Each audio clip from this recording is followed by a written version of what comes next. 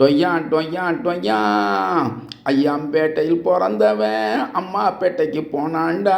டொய்யான் டொய்யான் டொய்யான் கண்ணம்மா பேட்டையை பார்த்தான்டா. டொய்யான் டொய்யான் டொய்யான் அவன் கல்லறையில் படுத்தான்டா.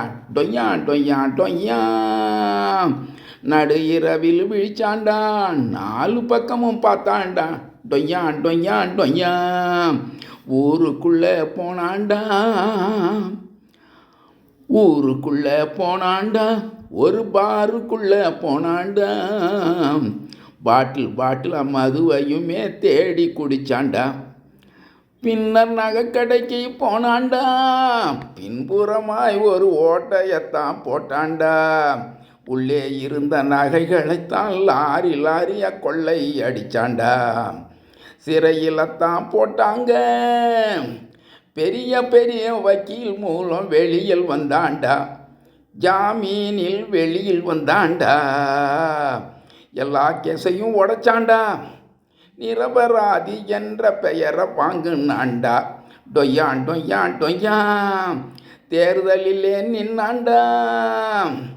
திக்கட்டும் முழங்க ஜெயிச்சான்டா. நானே ராஜா என்றான்டா. அவன் நானே ராஜா என்றான்டா. அமெரிக்காவுக்கு போனான்டா.